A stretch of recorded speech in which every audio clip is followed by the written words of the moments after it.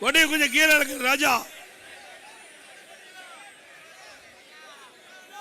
பொன்மனச்சம்மல் புரட்சி தலைவர் எம்ஜிஆர்,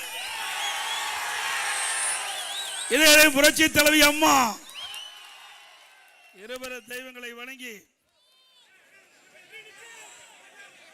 தியாகராஜர் நகர் சட்டமன்ற தொகுதி பிரச்சார கூட்ட நிகழ்ச்சியிலே கலந்து கொண்டு சிறப்பித்துக் கொண்டிருக்கின்ற முன்னாள் எம்எல்ஏ மாவட்ட கழக செயலாளர் அறிவிச்சவர் திரு டி நகர் பி சத்யா அவர்களே, முன்னாள் எம்பி டாக்டர் ஜெயவர்தன் அவர்களே, மற்றும் கோட்டையில் எங்க வைக்கின்ற பாரதிய ஜனதா கட்சியுடைய தலைவர்களே, நிர்வாகிகளே, பாட்டாளி மக்கள் கட்சியுடைய தலைவர்களே, நிர்வாகிகளே, அம்மா மக்கள் முன்னேற்ற கழகத்தைச் சேர்ந்த தலைவர்களே, நிர்வாகிகளே, தமிழ் மாநில காங்கிரஸ் கட்சியை சேர்ந்த நிர்வாகிகளே, ஐஜேகே கட்சியை சேர்ந்த நிர்வாகிகளே, புரட்சி பாரத கட்சியை சேர்ந்த நிர்வாகிகளே, புதிய நீதி கட்சியை சேர்ந்த நிர்வாகிகளே, தமிழக மக்கள் முன்னேற்ற கழகத்தைச் சேர்ந்த நிர்வாகிகளே, பெருந்தலைவர் மக்கள் கட்சி, தமிழ் மாநில பகுஜன் சமாஜ் கட்சியை சேர்ந்த நிர்வாகிகளே, தலைவர்களே, வருகை சிறப்பித்துக் கொண்டிருக்கின்ற கழகத்திலே பல்வேறு பொறுப்புகளை வைக்கின்ற பகுதி கழக செயலாளர்களே, வட்ட கழக செயலாளர்களே, மாமன்ற உறுப்பினர்களே, முன்னாள் மாமன்ற உறுப்பினர்களே மற்றும் கழக உடன்பிறப்புகளே, கூட்டணி கட்சியை சேர்ந்த தலைவர்களே, நிர்வாகிகளே, பெரியோர்களே, தாய்மார்களே, வாக்காளர் மக்களே, பத்திரிகையாளர் ஊடகங்களே, அனைவருக்கும் என்னுடைய முகக்க நடி கலந்த வணக்கம்.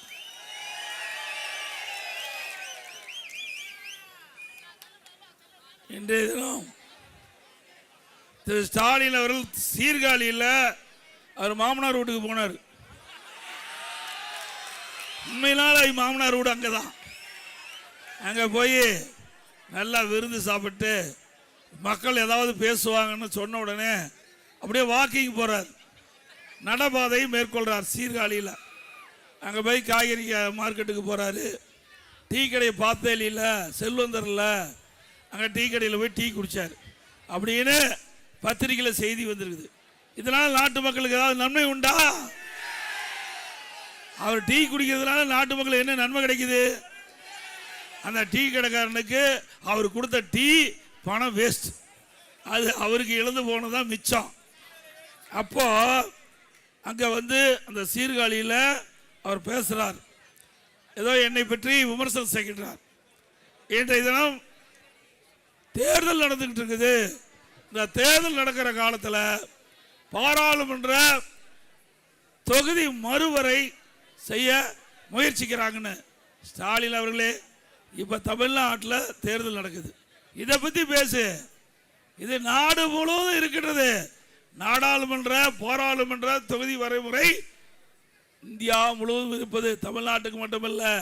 ஏற்கனவே மத்தியில் இருக்கிற அமைச்சர், மத்திய அரசு தெளிவுபடுத்தி விட்டது.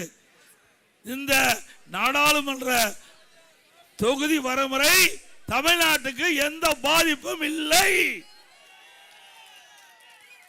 மீண்டும் மீண்டும் அதை பேசிக்கிட்டே இருக்கிறீங்க.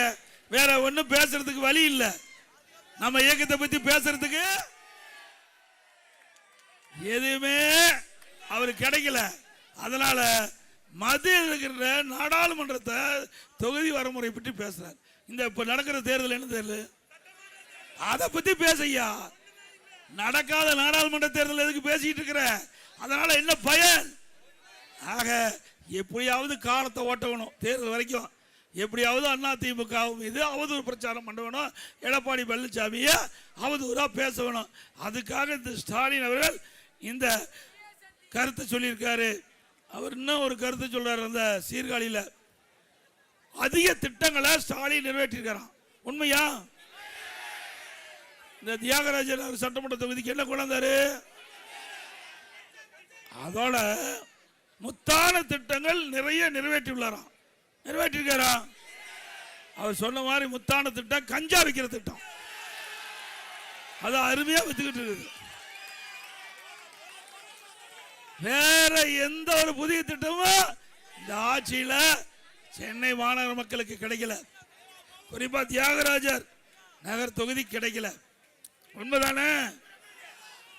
அப்புறம் சொல்றார் அடிமை பழனிசாமிங்கிறார். எத்தனை தடவையா அதை சொல்ற?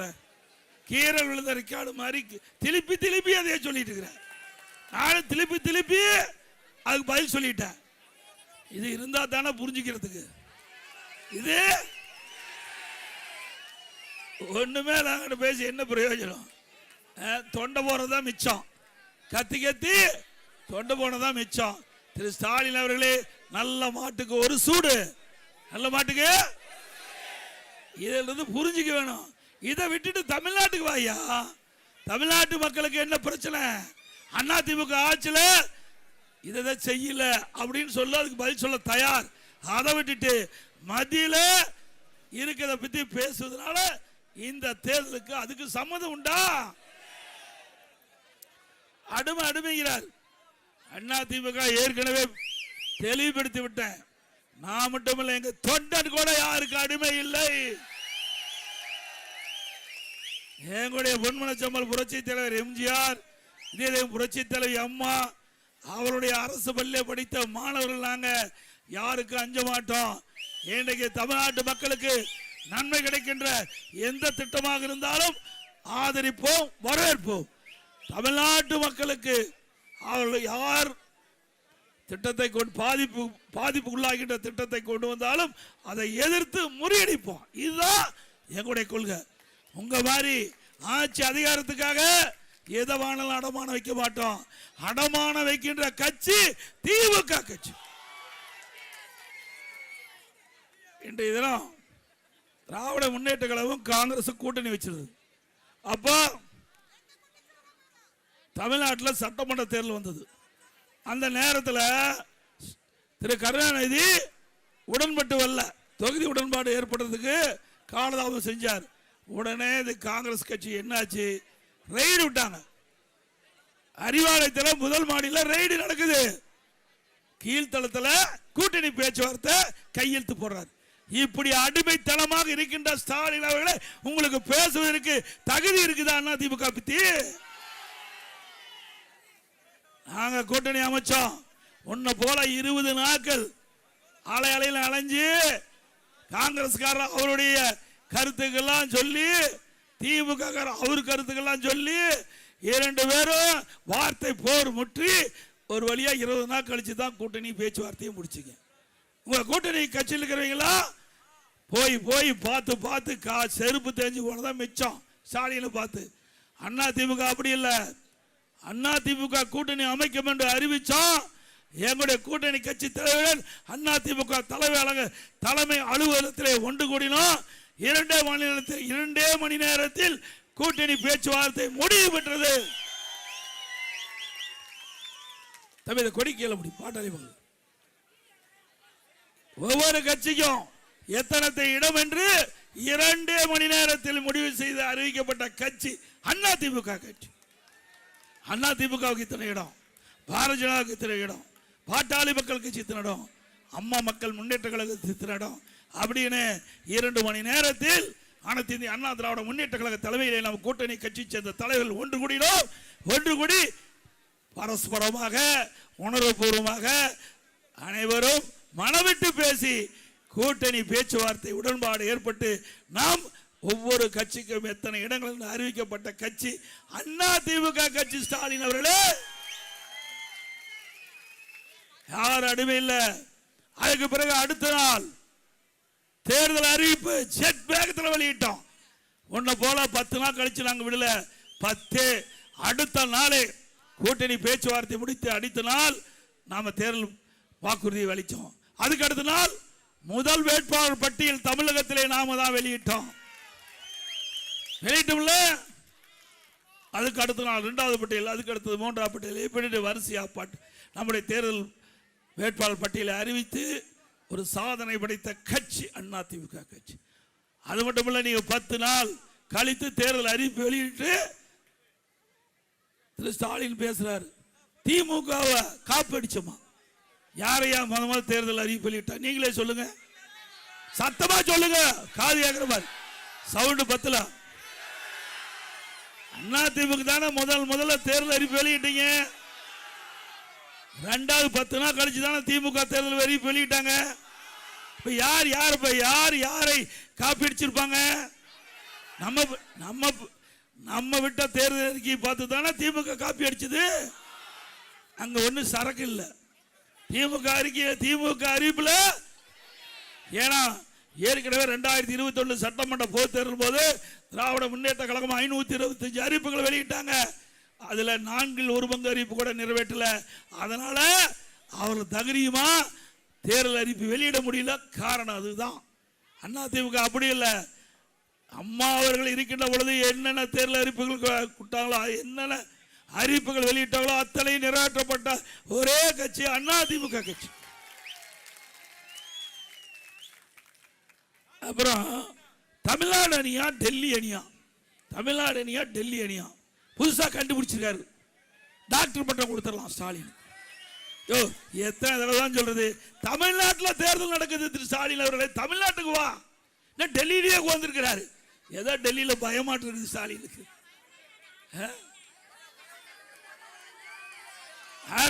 டெல்லி விட்டு தமிழ்நாட்டுக்கே வரமாட்டேங்கிறார். ஸ்டாலின் அவர்களே, தமிழ்நாட்டுக்கு வாங்க. தமிழ்நாட்டில் தான் தேர்தல் நடக்குது, அதுவும் சட்டமன்ற தேர்தல் நடக்குது. திராவிட முன்னேற்ற கழகம் என்ற மக்களோட ஆட்சி அகற்றப்பட வேண்டும் என்று மக்கள் முடிவு பண்ணிட்டாங்க. அதனாலதான் தமிழ்நாட்டில் சட்டமன்ற தேர்தலை பற்றியே பேச மாட்டேங்கிறார் ஸ்டாலின். அப்புறம் இந்த ஜனநாயக போரில் இன்னைக்கு அரசியல் விருப்பு வெறுப்பு அப்பாற்பட்டு திமுக ஓட்டு போடணுமா? ஏன் ஓட்டு போட்டதே இவ்வளவு கஷ்டத்தை அனுபவிச்சுட்டு இருக்கிறாங்க. திமுக ஓட்டு போட்டதா கஷ்டத்தை அனுபவிச்சுட்டு இருக்கிறீங்க. வெறுப்போடு இருக்கிறாங்க. திரு ஸ்டாலின் அவர்களே, மக்கள் வெறுப்போடு இருக்கிறாங்க. எப்போ தேர்தல் நாள் வரும், எப்போ அந்த பட்டனை அமுத்தி அமுத்தி உடையிற அளவுக்கு அமுத்துவதற்கு மக்கள் தயாராயிட்டாங்க. இன்றைக்கு ஸ்டாலின் இன்னொன்றையும் பேசுறார். திமுக தப்பி தவறி ஆட்சிக்கு வந்துடுது. நீச்சல் தெரியாத ஒருவர் கிணற்றில் தவறி விழுந்துட்டா அவர் உயிருக்கு போராடிட்டு இருப்பார்ல, தத்தளிச்சுக்கிட்டு. அது மாதிரி ஆட்சி தெரியாத ஒரு விட்ட ஆட்சி போய் மாட்டிக்கிட்டு தமிழ்நாட்டு மக்கள் படாத பாடுபடுறாங்க. உண்மைதானே? எங்களை பத்தி விமர்சனத்துக்கு உங்களுக்கு என்ன அருகதை இருக்குது? சிந்தித்து பாருங்கள். ஸ்டாலின் அவர்களே, நான் முதலமைச்சர் இருக்கும் போது கட்சியில எவ்வளவு பிரச்சனை உண்டாக்கி பார்த்தீங்க. அது மட்டும் இல்ல, இன்றைக்கு நான் முதலமைச்சருக்கு கடுமையான வறட்சி, சென்னை மாநகர மக்களுக்கு முழுமையான தண்ணீர் கிடைக்காத ஒரு சூழ்நிலை கூட வெளி மாநிலத்திலிருந்து வெளி மாவட்டத்திலிருந்து ரயிலில் தண்ணி கொண்டு வந்து தண்ணி கொடுத்து தாகத்தை தீர்த்த அரசாங்கம் அதிமுக. புயல் வெள்ளம் டெல்டா மாவட்டத்தில், பிறகு கொரோனா, ஒரு வருஷம் யாராவது வெளியே போக முடிஞ்சுதா? வீட்டிலே அடைபட்டி கிடந்தோம். அப்ப கூட மக்கள் ஒத்துழைப்பு கொடுத்தாங்க அதிமுக அரசாங்கத்துக்கு. விலை மதிக்க முடியாத உயிரை காப்பாற்றிய அரசாங்கம் அதிமுக அரசாங்கம். இப்படி மக்களை காத்த காரணத்தினால்தான் இன்றைக்கு மக்கள் எங்க மீது நம்பிக்கை வச்சிருக்கிறாங்க. இன்றைக்கு வல்லரசு நாட்டில் கூட இந்த கொரோனா வைரஸ் பரவல் இருந்து மக்களை பாதுகாக்க முடியல. ஆனா அந்த கொரோனா வைரஸ் தொற்று ஏற்பட்டு விட்டா அவர் உயிரிழக்க நேரிடும். அப்படிப்பட்ட சோதனையான நேரத்தில் கூட திறமையாக அரசு செயல்பட்டு விலை மதிக்க முடியாத உயிர்களை காப்பாற்றிய அரசாங்கம் அதிமுக. திமுக ஆட்சியில் வறட்சி வந்ததா, வெள்ளம் வந்ததா, புயல் வந்ததா, கொரோனா வந்ததா? ஒன்னும் வரல. அப்படி வந்திருந்தா அந்த முதலமைச்சரே காணாத போயிருப்பார். இவர் அந்த கொரோனாவிலேயே போயிருப்பார்.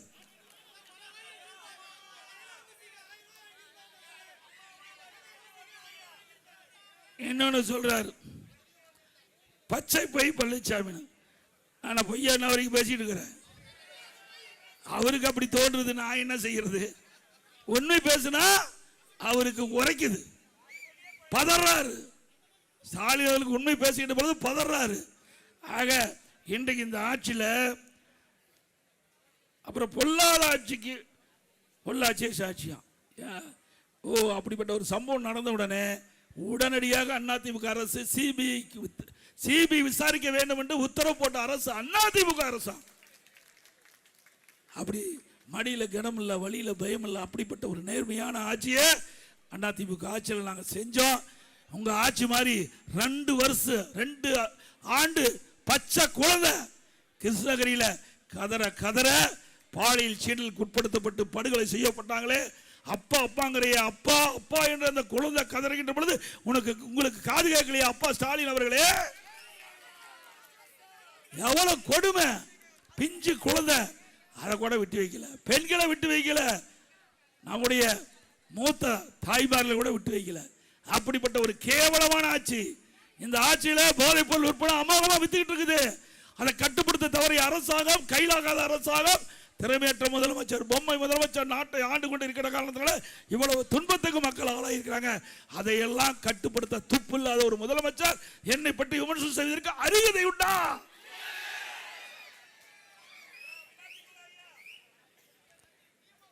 இன்றைக்கு அதிமுக ஆட்சி பொறுத்த வரைக்கும் ஒரு நல்ல ஆட்சி கொடுத்தோம். விலைவாசி உயராம பார்த்துக்கிட்டோம். மக்கள் விலைவாசியில் தான் கடுமையாக பாதிப்பாங்க. இன்றைக்கு அரிசி விலை உயர்ந்து போச்சு. 30 ஒரு கிலோ 30 ரூபா ஏறி போச்சு. பருப்பு 40 ரூபா ஏறி போச்சு. எண்ணெய் 60 ரூபா ஏறி போச்சு. இதை பத்தி எல்லாம் அந்த முதலமைச்சருக்கு கவலை இல்லை. மக்கள் பாதிக்கின்றாங்க. அந்த பாதிப்பிலிருந்து மீட்டெடுப்பதற்கு, விலை குறைப்பதற்கு எந்த நடவடிக்கை எடுத்தாங்கன்னா எதுவும் இல்லை. நாட்டு மக்களை பற்றியே கவலைப்படாத முதலமைச்சர் வீட்டு மக்களை பெற்று, வீட்டு மக்களுக்கு என்ன அதிகாரம் வேணும், என்ன கட்சியில பதவி வேணும் அப்படின்னு சிந்தனையில் இருக்கிற முதலமைச்சர் நாட்டுக்கு தேவையா?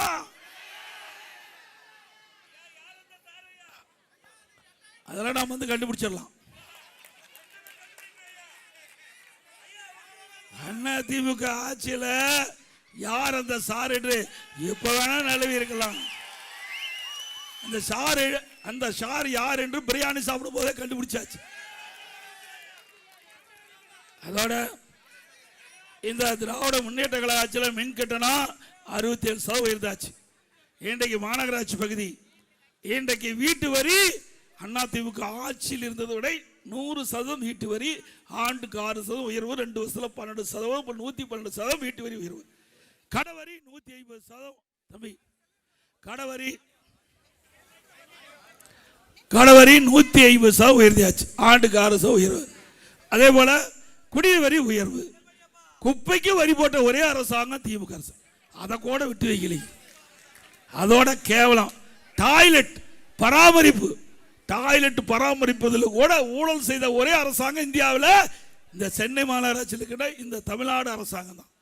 இப்படிப்பட்ட அரசாங்கம் தேவையா? இன்றைக்கு அதிமுக ஆட்சி உங்களால் மலர வேண்டும். விலைவாசியை கட்டுப்படுத்த வேண்டும். ஏறிய வரிகள் குறைப்பதற்குண்டான நடவடிக்கை எடுப்பதற்கு நீங்கள் ஒரு நல்ல சந்தர்ப்பத்தை தர வேண்டும் என்று கேட்டு, இன்றைக்கு வரி சுமையில் மக்கள் பாதிப்பு உள்ளாயிருக்காங்க. அதே போல் விலைவாசி உயர்வில் மக்கள் பாதிக்கப்பட்டிருக்கிறாங்க. அந்த பாதிப்பிலிருந்து மக்களை மீட்டெடுக்க வேண்டும் என்ற அடிப்படையில் எல்லா குடும்ப அட்டைதாரருக்கும் அவருடைய வங்கியில் 10,000 ரூபாய் சிறப்பு உதவித்தொகை வழங்கப்படும். ஒவ்வொரு குடும்ப அட்டைதாரருக்கும் இனி குடும்ப தலைவியினுடைய வங்கி கணக்கில் 2,000 ரூபாய் மாதந்தோறும் வழங்கப்படும். எல்லா குடும்ப அட்டைதாரருக்கும் ஃப்ரிட்ஜ் விலை இல்லாமல் வழங்கப்படும். பணிக்கு செல்லுகின்ற பெண்களுக்கு அம்மா இருசக்கர வாகனம் 5 லட்சம் பேருக்கு கொடுக்கப்படும். ஒவ்வொரு அம்மா இருசக்கர வாகனத்துக்கு வாங்குறதுக்கு 25,000 மானியம் வழங்கப்படும். இன்றைக்கு குடும்ப அட்டைதாரருக்கு ஆண்டுக்கு 3 சிலிண்டர் விலை இல்லாமல் வழங்கப்படும். ஒவ்வொரு ஆண்டும் தைப்பொங்கல் என்று தைப்பொங்கல் தொகுப்பு கொடுத்துட்டு இருக்கோம். அதோட 1000 ரூபாய் வழங்கப்படும் குடும்ப அட்டைக்கு. அதோட நம்முடைய தாய்மார்கள் தீபாவளி என்று பண்டிகை என்று மகிழ்ச்சியாக கொண்டாட எல்லா பெண்களுக்கும் பட்டு புடவை வழங்கப்படும். இப்ப மகளிர் தான் நகர பேருந்தில் கட்டணம் இல்லாமல் பயணம் செய்யறாங்க. இனி ஆண்களும் நகர பேருந்தில் கட்டணம் இல்லாமல் பயணம் செய்யலாம். ரேஷன் கடையில் போடுற அரிசி தரம் இல்லாமல் இருப்பதாக என்னிடத்திலே புகார். அதை நாங்கள் பார்த்தோம். இனி அதிமுக ஆட்சிக்கு வந்த உடனே மளிகை கடையில் எப்படி தரமான அரிசி கிடைக்குதோ அதே போல தரமான அரிசி ரேஷன் கடையில் வழங்கப்படும். அதே போல ரேஷன் கடையில் இப்பொழுது விலையில் பருப்பு வழங்கிட்டு இருக்காங்க. இனி அதிமுக ஆட்சி விலை இல்லாம பருப்பு வழங்கப்படும். விலையில்லா சமையல் எண்ணெய் வழங்கப்படும். அம்மா இல்லம் திட்டம் இன்றைக்கு ஏழைகள், அது எந்த ஜாதியானாலும் சரி எந்த மதமானாலும் சரி, ஏழை என்று இருந்தால் அவள் வீடு இல்லாமல் இருந்தால் அந்த நபர்களுக்கு அதிமுக ஆட்சியில் அடுக்குமாடி காங்கிரீட் வீடு கட்டி கொடுக்கப்படும். நகரப்பகுதியில் பட்டியலின மக்கள் அவர்கள் குடும்பத்தில் திருமணமாகி தனி குடித்தனம் போகின்ற ஆண்களுக்கு தனியாக வீடுகள் ஒதுக்கி காங்கிரீட் வீடு கட்டித்தரப்படும். முதியோர்களுக்கு வழங்கப்படுகின்ற முதியோர் ஓய்வூதியம் உயர்த்தி வழங்கப்படும். அதோட பட்டப்படிப்பு படித்து நம்முடைய வேலைவாய்ப்பு அலுவலகத்தில் பதிவு செஞ்சு வேலை கிடைக்காமல் இருக்கின்ற பட்டதாரி நபர்களுக்கு மாதந்தோறும் 2000 ரூபாய் உதவித்தொகை வழங்கப்படும். +2 வரைக்கும் படித்தா 1000 ரூபாய் கிடைக்கும். இப்படி பல திட்டங்கள் அதிமுக ஆட்சியில் நிறைவேற்றப்படும். அதே போல ஆட்டோ ஓட்டுநர்கள் ஆட்டோ சங்கத்தில் பதிவு செய்யப்பட்டு அவள் புதிய ஆட்டோ வாங்கினா 75,000 ரூபாய் மானியம் வழங்கப்படும். நடபாதை, நீங்கள் மாநகரத்தில் நடபாதை ஓரமாக கடை வச்சிருக்கிறாங்க. அப்படி கடை வைத்திருக்கின்ற நபர்கள் கூட்டுறவு சங்கத்தின் மூலமாக கடன் பெற்றிருந்தால் அந்த கடன் முழுவதும் தள்ளுபடி செய்யப்படும். மாற்றுத்திறனாளிகள் கூட்டுறவு வங்கியில் வாங்கிய கடன் முழுவதும் தள்ளுபடி செய்யப்படும். கட்டிட தொழிலாளர்கள் அந்த கட்டிட பணியில் பணி செஞ்சு கொண்டிருக்கும் போது தவறி விழுந்து அவர்கள் உயிர் நீத்தா அவர்களுக்கு 25,000 ரூபாய் நிவாரணத் தொகை வழங்கப்படும். 25 லட்சம் ரூபாய் நிவாரணத் தொகை வழங்கப்படும். அதோட மீனவர் சமுதாயங்கள் மீன் பிடிக்க செல்கின்ற பொழுது எதிர்பாராத விதமாக உயிரிழந்தா அந்த குடும்பத்துக்கு 25 லட்சம் ரூபாய் நிவாரணத் தொகை வழங்கப்படும். அதோட மீன்பிடி தடை காலத்தில் 8,000 ரூபாய் இருப்பதை 12,000 ரூபாய் உயர்த்தி கொடுக்கப்படும். அந்த மீனவர் நண்பர்களுக்கு வீடு இல்லாதவர்களுக்கு அற்புதமான காங்கிரீட் வீடு கட்டி கொடுக்கப்படும். இன்னும் மீனவர் கூட்டுறவு சங்கம் ஏற்படுத்தப்பட்டு அவளுக்கு தேவையான கடன் உதவி வழங்கப்படும் என்ற செய்தி இந்த நேரத்தில் தெரிவித்து, நடபாதை ஓரமாக கடை வைத்திருக்கிறவர்கள் இனி எந்த முன்ஜாமீனும் இல்லாமல் அவர்கள் வியாபாரம் செய்கின்ற விதமாக 2 லட்சம் ரூபாய் கடன் உதவி கூட்டுறவு சங்கத்தின் மூலமாக கொடுக்கப்படும். மக்களை காப்போம், தமிழகத்தை மீட்போம்.